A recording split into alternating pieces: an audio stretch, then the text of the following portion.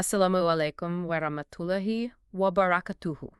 And may the peace, mercy, and blessings of Allah be upon you. Wa alaikum assalam. So imagine for a second that you are embarking on a journey you have saved up for your entire life. Right. The absolute trip of a lifetime. Exactly.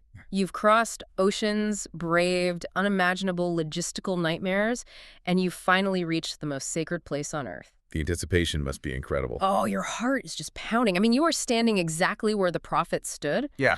And then right in the middle of this absolute spiritual climax, you decide that the divine instructions just aren't quite enough. You feel this urge to add your own spin to it. Yeah, like you decide you need to edit the rules to make the experience just a little bit, better. Which is such a human impulse, honestly. It really is. And welcome, by the way, to this custom-tailored deep dive. Our mission today is to explore a truly fascinating document. It's a very detailed text. Yeah, it catalogs the various innovations or what's known in Islamic terminology as bid'ah, associated with Hajj, Umrah, and visiting the holy cities of Medina and Jerusalem. And we aren't just looking at a dry list of rules here. Okay, let's unpack this, because we're really looking at the intersection between intense human emotion, the crushing weight of tradition, and that psychological urge we just mentioned. The urge to leave our own signature on ancient rituals.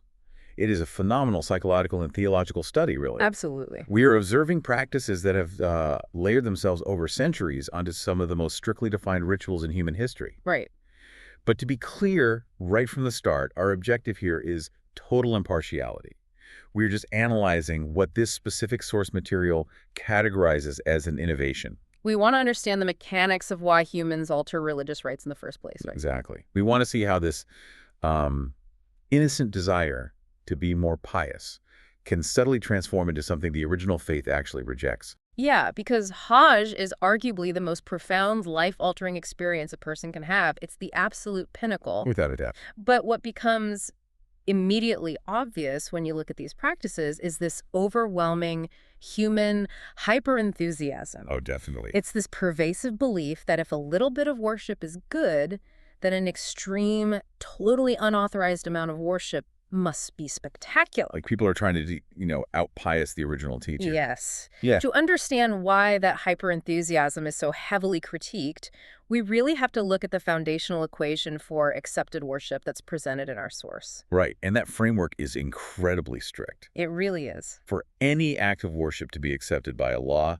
it must fulfill two non-negotiable conditions. First, absolute sincerity. Meaning it must be done exclusively for the face of Allah. Exactly. Completely devoid of showing off or, seeking social clout. And second, it has to be correct. But correctness isn't just a vague feeling of doing good, is it? No, it's a highly rigid standard.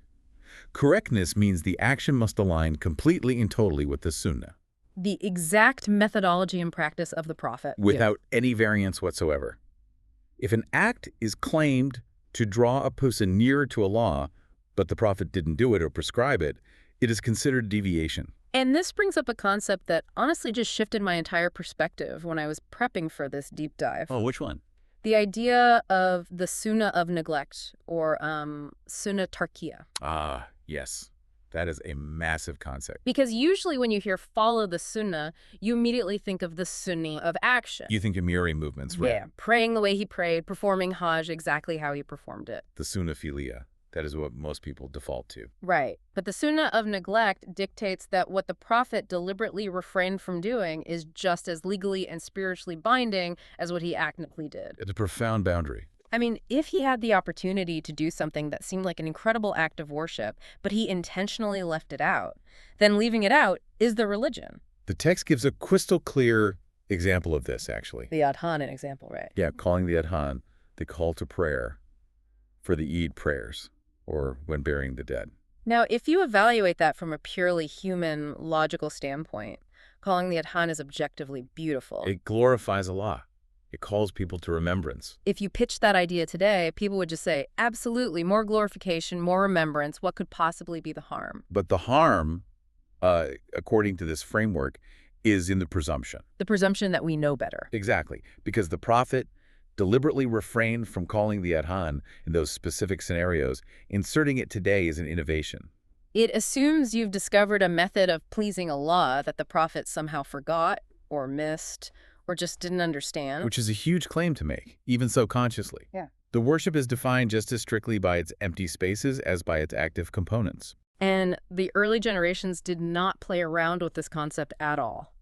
The source provides these incredibly intense quotes from the companions. They took it so seriously. Hudhaifa ibn al-Yaman says, "Every worship that has not been done by the companions of Rasulullah, then do not do it." Just absolute clarity. And Ibn Masud drops this absolute mic drop statement. He says, "Follow and do not innovate, and that is enough for you stick to the old way." Those quotes reveal a worldview that is honestly hard for the modern mind to fully grasp. Oh, totally. We live in an era of constant updates, patches, version 2.0s. We always want to upgrade things. Yeah. But the early Muslims viewed the revelation as perfectly complete. Any addition implies a deficiency in the original. Right. I kept visualizing this, like trying to mess with a master baker's recipe. I love that analogy. Let's say a world-renowned, historically unmatched chef gives you the ultimate recipe for a loaf of bread. It has precise, uncompromising ratios of flour, yeast, water, and heat. Okay, I'm with you. Human nature looks at that and thinks, well, if a teaspoon of sugar makes the yeast activate, a whole cup of sugar will make this the greatest bread ever baked. More is always better. But you don't get better bread. You destroy the chemistry. It becomes a collapsed, inedible mess. You thought you were improving it, but you actually just ruined the fundamental science of the recipe. Exactly. And if you're listening to this, keep that recipe mindset in your head. As we explore the practices people have bolted onto the Hajj, you'll see they almost always come from a place of wanting more sweetness. But they end up altering the divine chemistry. That metaphor perfectly sets the stage for the physical journey itself. Let's transition to that, because the moment a pilgrim decides to embark on Hajj, the anxiety begins. And anxiety is the primary breeding ground for unauthorized additions to that recipe. Let's unpack the pre-travel phase. Travel today is stressful enough with, lost luggage and delayed flights. But ancient travel was literally a matter of life and death. The text catalogs several pre-travel innovations that are transparently born out of this desperate need to control the unpredictable. Like abstaining from travel in certain months. Yeah, people actively abstaining from traveling in the lunar month of Safar or refusing to travel when the moon is in the constellation of the Scorpion. What's fascinating here is how we see the seamless, almost insidious blending of local folklore, astrology, and religious preparation. It's wild. You have to put yourself in the shoes of a medieval traveler. The desert is unforgiving. Bandits, disease, starvation, the variables are terrifying. And the human mind hates a vacuum of control. Exactly, so it creates patterns. By declaring the month of Safar unlucky or avoiding the Scorpion constellation, the traveler creates an illusion of control. But logically, if you're embarking on a journey entirely dedicated to pure, absolute monotheism, Tawhid relying on the stars for safety is a massive theological contradiction, isn't it? It is a catastrophic contradiction. You are journeying to the house of Allah to declare your absolute reliance on Him. Yet your departure date is dictated by Babylonian star charts. It takes the trust that should be placed in the divine and outsources it to the calendar. It's a subtle form of associating partners with Allah. And the superstitions get incredibly domestic, too. Oh, they do? The text points out people refusing to sweep or clean the house because a traveler has just departed. Right. If I look at that anthropologically, that has to be a form of, sympathetic magic, right? Precisely. It is the subconscious, primitive fear that sweeping the floor might symbolically sweep away the traveler's safety. Or permanently sweep them out of the family's life. Yes. It's amazing how the brain connects the strangest dots when it is terrified. And this anxiety carries right onto the road. The text mentions travelers making it a religious mandate to eat onions from every single new town or land they enter. Which, originated as a hyperlocal folk remedy. Oh, really? Yeah, people believed eating the local flora would acclimatize the body to foreign water and air, warding off local plagues. So it started as a health thing. But over time, when an entire caravan does it religiously, it transitions from a practical, albeit dubious, health habit into an unprescribed rite of the pilgrimage. The line between survival tactic and religious duty gets completely blurred. Totally. They also over-ritualize the actual departure. The text highlights people praying a very specific, rigid set of rak'ahs when leaving the house. They get very particular about the verses. Yeah, they mandate reciting Surah Al-Kafirun in the first, Surah Al-Ikhlas in the second. And then they recite a highly specific, totally invented vocal prayer. followed by Ayat ul-Kursi. This circles back perfectly to your baker's recipe. Praying for a safe journey is a beautiful recommended sunnah. The Prophet absolutely made supplications when traveling. Right, but enforcing a rigid, unyielding liturgy, dictating exactly which verses must be read in a specific sequence, and inventing phrasing the Prophet never taught, that creates a parallel religion. It takes an organic moment of seeking protection and locks it into a manufactured formula. Exactly. And as they travel, this hunger for the sacred starts making them see holiness where it doesn't even exist. The text notes how pilgrims would actively hunt for unverified historical sites, claiming to have some physical remnant of the Prophet or other holy figures. They divert their whole route. Yeah, they'd go to the Dome of the Rock, or seek out the so-called Mosque of the Footprint towards Damascus, or even unsheath their weapons when reaching Tabuk. We are going to see this theme heavily as we get into the holy cities. Yeah. This human desperation for tactile holiness. Pilgrims are on this grueling journey toward Makkah, the ultimate sacred space. But the spiritual hunger is so intense that they just can't wait. They become vulnerable to local cottage industries of shrines. Right. The source document is absolute on this. Intending to travel to a specific place to earn religious reward, unless it is one of the 3 specifically recommended mosques in Islamic law, is an innovation. They even obsess over the physical gear. Oh, the ihram clothing. Yes. Once they reach the boundary where they must enter ihram, putting on those simple, unstitched white garments, the text points out this weird innovation. Hunting down a highly specific type of shoe. Exactly. A shoe with invented conditions found in much later books, rather than just wearing normal sandals. The profound irony here is that ihram is designed to be the great equalizer. It strips away class, wealth, and status. It's supposed to be profoundly simple. Right. When a pilgrim starts obsessing over the precise stitching, material, or style of a highly specific shoe based on obscure, later invented rules, they are completely missing the forest for the trees. They've replaced the spiritual vulnerability of the sunnah with a distracting obsession over dress code compliance. And that obsession with compliance over spirituality utterly explodes when they actually enter the sanctuary. Oh, the sheer volume of innovation surrounding the tawaf, the circling of the Kaaba, is just staggering. And almost all of them revolve around overcomplicating physical purity. Let me list some of the purity practices highlighted, because it's wild. It lists people bathing specifically for the act of tawaf, which isn't required. Right. It mentions people wearing socks or special footwear just to avoid stepping on pigeon excrement. People covering their hands completely so they don't accidentally brush against a woman in the dense crowds. And the most extreme one, completely stopping and desisting from the tawaf if they even suspect their garment has a microscopic speck of impurity on it. If you unpack the psychology of this, it is a form of religious perfectionism that borders on clinical obsession. It really does. The desire for pristine, absolute purity makes people build these invisible, stressful walls around themselves. It sounds exhausting. I mean, you're in this massive, swirling ocean of humanity right at the focal point of the Islamic world. And instead of engaging with the divine, you're having a panic attack about a pigeon flying overhead. Right. If you're so terrified that your tawaf will be rejected because of a bird or a speck of dust, you aren't really trusting in Allah's mercy, are you? You're trusting in your own obsessive-compulsive hygiene. That is an incredibly astute observation. You have replaced theological submission with physical control. The Prophet performed tawaf in reality. And reality includes dust, animals, and crowds. Yeah, Islamic jurisprudence makes vast allowances for the unavoidable realities of public spaces. When an individual imposes a standard of purity that exceeds the divine mandate, they aren't being better Muslims. They are burdening themselves with a law God never actually revealed. And while the purity-obsessed people are trying to avoid touching anything, you have another group trying to physically absorb everything. The hyperveneration. Yes, the hyperveneration of the Kaaba itself leads to incredible chaos. The text lists people kissing the Yemeni corner, which the Sunnah says to only touch, not kiss. And then they kiss and touch the Shami corners. Which aren't supposed to be touched at all. Right. They wipe their hands all over the walls. They wipe the station of Ibrahim. The Kaaba is a structure of stone. It dictates the direction of prayer, but it is not a deity. The prescribed interactions are supposed to be limited and calm. Calm's definitely not the word for what the text describes happening at the Blackstone. Oh, not at all.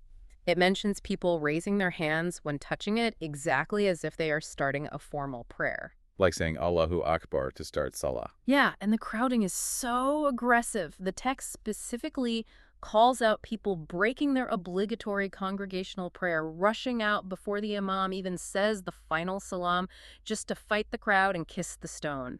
Think about the hierarchy of worship that is being demolished there. It's totally inverted. The obligatory congregational prayer is a foundational pillar of the religion.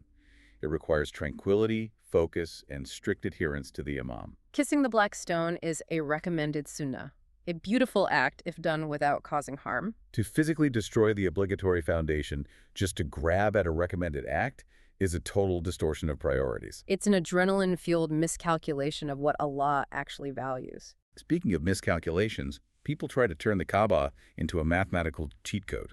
Oh, the rainwater stuff. The text talks about pilgrims seeking blessings from the rainwater falling from the waterspout of mercy on the Kaaba roof. Or people deliberately timing their tawaf for when it's raining. Yeah, operating under this invented belief that tawaf in the rain automatically forgives every single previous sin. Rain is a mercy. The Kaaba is blessed. But the human mind synthesizes these two true things into an unauthorized formula.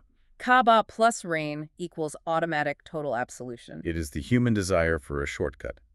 We want a spiritual hack. But the promises of forgiveness are defined strictly by revelation, not by our own hopeful equations. The physical postures they invent are fascinating too, like placing the right hand over the left hand while walking in tawaf. Taking the exact stance of standing in prayer and transplanting it into walking. Or a pilgrim pressing their stomach completely flat against the wall of the sanctuary, claiming they're putting their navel upon the, quote, navel of the world. Taking the prayer posture into the tawaf is an unauthorized mixing of liturgies. It's like wearing a scuba suit to run a marathon. You're taking the right equipment into the totally wrong arena. On the navel of the world thing. That leans heavily into ancient pre-Islamic mythology. The concept of the axis mundi, the physical center of the earth connecting heaven and the underworld, is present in many ancient cultures. So they're projecting that onto the Kaaba. Yes, the Kaaba is the spiritual center, but turning that into a physical ritual of pressing your belly to the stones is projecting a literal anatomical mythology onto a monotheistic symbol. Now we really have to talk about Zamzam water, because this is where the text gets incredibly nuanced. Zamzam has a lot of practices built around it. It lists several. Bathing in Zamzam, being careful to drench the beard in it, drinking it in massive gulps while specifically locking eyes with the Kaaba. And the money dipping. Yes, here's the one that really stood out. Dipping money and unstitched clothes into the water to bless them. Now, I have to play devil's advocate for you listening here. Go for it. Zamzam is special. The Prophet indicated it has healing properties and blessings. So if it is a blessing, why wouldn't splashing it on my money to bless my finances or dipping my clothes to protect my body be a logical extension of that blessing? That's a fair question. Why does the text draw such a hard line? It is the perfect question because it clarifies the exact boundary of bid'ah. The text draws a hard line because there is a massive difference between utilizing a blessing in the prescribed manner and engaging in contagion magic. Wait, contagion magic? Yes, it is an anthropological term. It's the ancient belief that holiness or magic is a physical substance, like radiation or wet paint. Oh, like it rubs off on you. Exactly. It implies that if you touch the holy thing, the holiness rubs off on you, or you can somehow trap it in an object. Okay, I see where this is going. When a pilgrim drinks Zamzam, as the Prophet did, they are trusting in the unseen blessing bestowed by Allah through a prescribed act. But when they dip their banknotes into the water, they are treating the water like a magical dye. They are trying to physically trap divine favor in material wealth. That shifts the entire paradigm from theological submission to material superstition. The water does not have magical properties to compound your investments. Wow. So it's the difference between asking God for provision and trying to literally enchant your wallet. That is a massive fundamental distinction. And you see this mathematical transactional mindset carry right over into the Sa'i, the brisk walking between the hills of Safa and Marwa. How so? What do they do there? The text mentions pilgrims making a specific ablution, a wudu, solely for this walk, driven by this highly specific, totally false claim that doing so earns exactly 70,000 ranks of reward for every single step. It's that cheat code mentality again. Exactly. They also physically push the limits of the space. They climb right up the rock of Safa until they are pressing against the boundary wall, which wasn't the practice. And the dua they invent for this. Oh, as they descend, they recite an invented, highly specific dua. And the wording of this invented dua is painfully ironic. What is the wording?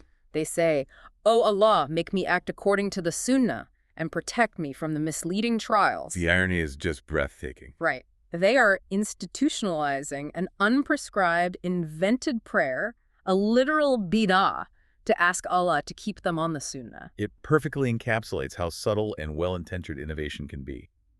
The words of the prayer are inherently beautiful. I mean, who doesn't want to act according to the Sunnah? But because the lawgiver did not mandate that specific script at that exact geographic coordinate, cementing it as a ritual turns it into an innovation. And this mathematical geographical obsession hits an absolute fever pitch when we reach the climax of the Hajj, the day of Arafah. Here's where it gets really interesting. For you listening, Arafah is everything. The Prophet famously said, Hajj is Arafah. It is a day of standing on a vast plain, making intense supplication and seeking forgiveness. If you miss it, your Hajj is void. And because the stakes are so incredibly high, human anxiety just goes into complete overdrive. The anxiety, the all-or-nothing scenario. How does the text describe people reacting to that pressure? By trying to outsmart time and space.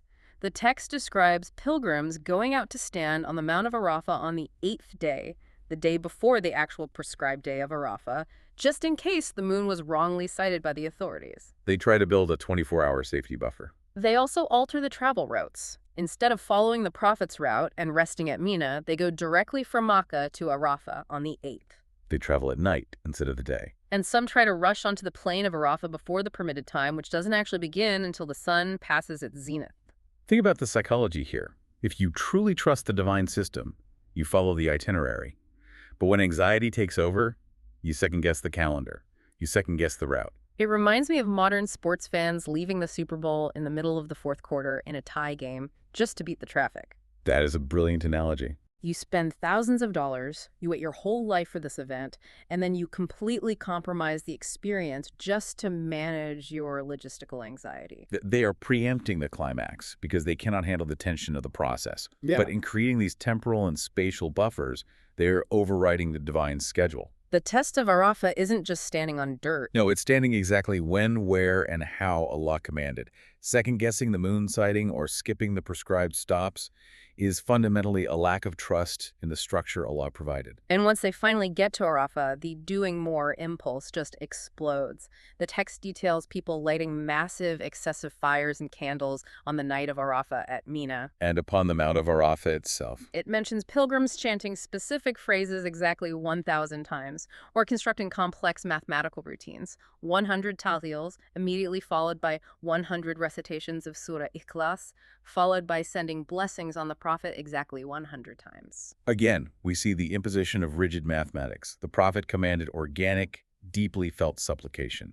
When a person decides, I must say this exact phrase 1,000 times, the focus completely shifts. It shifts from the meaning of the words to the physical exhaustion of completing a numerical task. It becomes an endurance event. You are no longer conversing with the divine. You are basically doing data entry with your tongue. Exactly. What's wild is that the text also points out the exact opposite extreme. While some are doing mathematical chanting, others adopt absolute stony silence on Arafah. Abandoning dua entirely. Yeah, why would they do that? That is a form of ascetic innovation. They mistakenly believe that silence demonstrates a higher tier of reverence, that they are so awestruck they cannot even speak. But Arafah is explicitly designed by the lawgiver as the day of vocal, desperate pleading. To choose silence is to completely misunderstand the assignment. It is rejecting the mercy of conversation that Allah opened on that specific day. There is also a geographic hyperfixation on Arafah. The plain is vast, but there is a small hill called the Mount of Mercy, Jabal Urama. People get very obsessed with that hill. The text describes people specifically climbing this mount, entering a structure built upon it called the Dome of Adam, praying inside it. And this is mind-blowing, actually performing tawaf around the dome. This is a severe, severe deviation. The Prophet explicitly stated, I am standing here, and all of Arafah is a place of standing. But human nature suffers from elevation bias. We assume high places are holier places. Then, Local folklore attaches the name of a prophet, like Adam, to a structure on that hill. Before long, people are treating a random dome on a hill as if it is a second Kaaba, circling it. It shows how an innocent desire to find a good spot with a nice view can snowball over generations into full-blown idolatrous architecture. This desire to participate in Arafah is so contagious that it even infects people who aren't on Hajj. Oh, the people back home. Yes, the text highlights a widespread innovation where people back in their home countries gather in their local congregational mosques on the evening of Arafah They raise their voices, make loud collective dua. and read poetry, basically attempting to remotely mimic the pilgrims. The sentiment is beautiful. You want to feel connected to the Ummah, to the millions standing on the plain, But the text categorizes it as a bidah. because it invents a new, synchronized global holiday and congregational liturgy that the prophet never established. It attempts to franchise a localized ritual. Franchising a ritual. I love that phrasing. We'll definitely see more of that when we talk about Jerusalem. But before we get there, the pilgrims have to move from Arafah to Muzdalifa. And here, the text points out a theme of hyper-respect that completely backfires. Pilgrims hurry frantically to leave Arafah. They mandate bathing specifically to spend the night at Muzdalifa. Some refuse to sleep, staying awake all night in worship, which the prophet didn't do. They even leave off the Maghrib prayer to immediately hunt for small stones. But the most telling one is the belief that upon entering Muzdalifa, a rider must get off their animal and walk on foot out of respect for the sacred area. If you're listening, think about that for a second. Walking instead of riding sounds so humble. It really does. Why is it an innovation? It sounds like the pinnacle of humility. But who is our ultimate baseline for humility and respect for the sanctuary? The prophet. And the prophet rode his animal. When a pilgrim decides to walk because they feel riding is disrespectful, they're making a deeply arrogant subconscious claim. They are claiming their standard of respect is more refined than the prophet's. Exactly. By trying to out-respect the lawgiver, you are effectively disrespecting his authority to set the boundaries. It is the ultimate paradox of hyper-enthusiasm. This boundary pushing continues through the rest of the Hajj rites as well. If we look at the rituals of stoning the jamarat, or the sacrifice, or shaving the head, the exact same psychological traps appear. People aren't satisfied with throwing small pebble-sized stones as commanded. No, they think, I'm stoning the devil, I must show my absolute rage. So they innovate by using massive rocks or even throwing their shoes. Which completely destroys the symbolic nature of the ritual. The stoning is an act of submission to a command, a precise recreation of Ibrahim's obedience. When you turn it into a literal, physical outburst of rage, using boulders and footwear, you've lost the spiritual discipline of the act. You've made it about your own emotional catharsis rather than divine compliance. And with the sacrifice and shaving the head, you see people inventing specific, unprescribed prayers to recite at the exact moment the hair is cut. Or treating the shaven hair as some sort of blessed relic. They overlay these simple acts of completion with heavy manufactured liturgies. But all of this physical and emotional intensity reaches its absolute zenith when the pilgrims leave Makkah and travel to Medina. The transition to Medina is a total paradigm shift in the pilgrim's heart. How so? Makkah is majesty. It is awe. It is the raw power of Tawheed. Medina, however, is love. It is the city of the prophet. It is where he walked, where he built the first society, and where his body rests. The emotional gravity is just overwhelming. You can really feel that overwhelming, almost suffocating love in the innovations the text lists. For instance, the practice of pilgrims walking backwards out of the prophet's mosque when they are leaving for the last time. The intention is pure, unadulterated emotion. I love the messenger of Allah so much I cannot bear to turn my back on him. But the text classifies it as an innovation. Because it assigns a physical ritual of extreme reverence to a building and a grave that was never practiced by the companions. Abu Bakr and Umar loved the Prophet more than anyone, and they walked out of the mosque normally. The text details a vast, complex web of practices surrounding the graves in Medina, too. Daily, habitual visits to the Bake graveyard. Particularizing Thursdays, specifically for visiting the martyrs of the Battle of Uhud. Affixing pieces of paper with prayers or names written on them to the iron railings surrounding the martyrs' graves. Seeking blessings by bathing in a pool that used to sit by the side of the graves. This is where we must return to that anthropological concept of contagion magic you mentioned earlier. Right. We are physical, material beings. We struggle immensely with the unseen. When we fiercely love a historical figure, we crave a tactile connection. We want to touch what they touched. We want to leave a piece of our physical reality, like a scrap of paper, anchored to their physical resting place. That desire to anchor yourself physically gets extreme at the prophet's tomb itself. The text condemns kissing the tomb, touching the pillars surrounding it, or actively seeking to pray facing the tomb. Instead of facing the Kaaba in Makkah. Right. It mentions people treating the grave like a lounge, sitting near it specifically to recite dhikr, or making it a strict habit to go to the grave after every single obligatory prayer. Some people lose all decorum, raising their voices incredibly loudly right at the grave to shout, "Peace be upon you, O Messenger of Allah," disrupting the tranquility of the mosque. Facing the tomb in prayer is perhaps the most serious theological breach highlighted in the entire document, isn't it? It is. The fundamental, unyielding axis of Islamic worship is the Kaaba. To physically turn your body away from the Kaaba to face a grave, even the grave of the greatest human being to ever live, is a severe distortion of monotheism. The text is aggressively warning against this because the ultimate overarching aim of Islam is to direct all pure worship upward, exclusively to Allah. When practices anchor worship to relics, graves, or physical structures, it flirts dangerously with the idolatrous practices of older, corrupted traditions. Traditions that Islam specifically came to dismantle. The physical manifestations of this are wild. The text talks about people eating a specific type of date, Saihan dates, while sitting specifically in the Rada, the small area between the prophet's pulpit and his grave.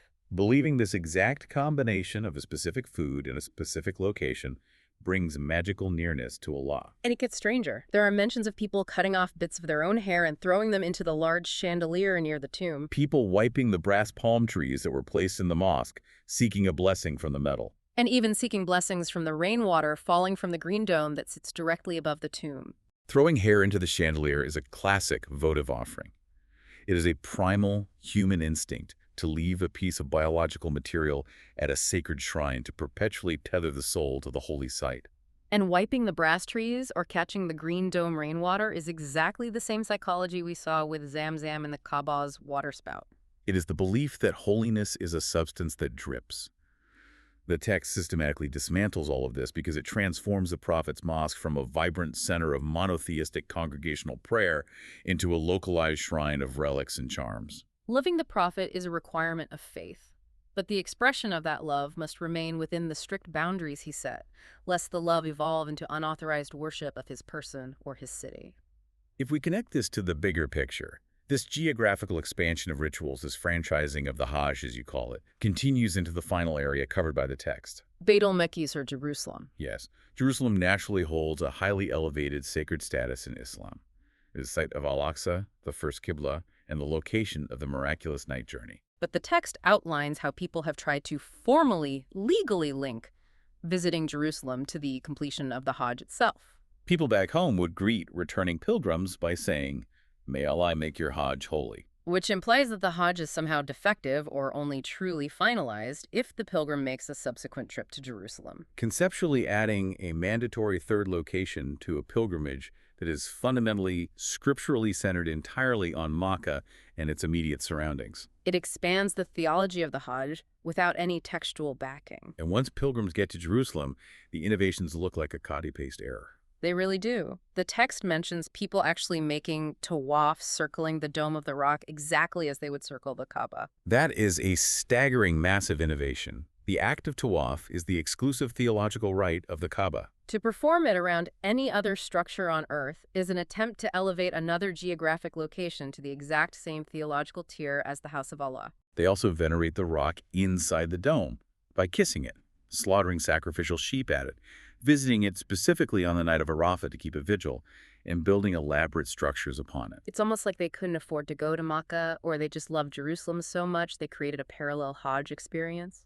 The text also notes people gathering in Masjid al-Aqsa during the Hajj season to sing and play the daf, the small wooden drum. And finally, making special, ritually mandated trips to pray by the grave of the prophet Ibrahim in Hebron. All of these Jerusalem innovations share that common thread of syncretism. They are taking the specific divinely prescribed acts of worship from Makkah the Tawaf, the animal sacrifice, the profound vigil of Arafah, and they are franchising them out to a different holy site. It is born out of immense reverence for Jerusalem, but it fundamentally breaks the rules of worship.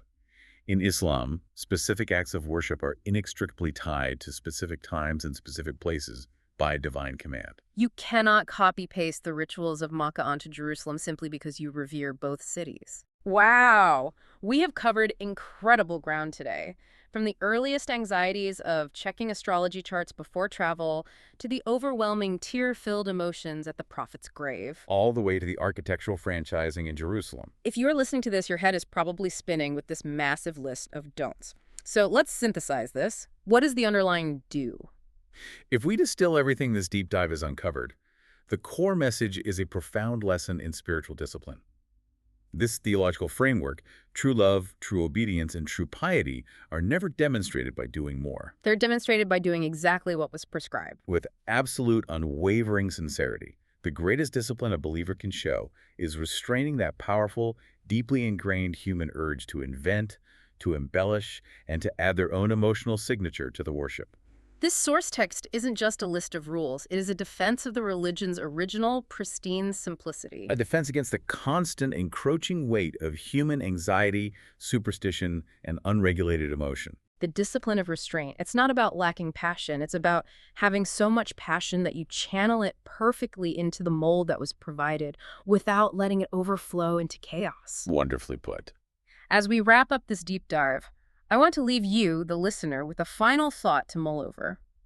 Think about your own life, your routines, and your deeply held beliefs. How often do we equate doing more with doing better? It's a very common trap. Whether it is in our relationships, our work, or our spirituality, we constantly feel the need to tinker. But if we truly trust that a system or a divine law or a message is perfect and complete exactly as it was handed down, why are we always so desperately tempted to be the ones to edit it? A very challenging and entirely necessary question. Jazakallah khair. May Allah reward you with goodness for spending your valuable time listening to us.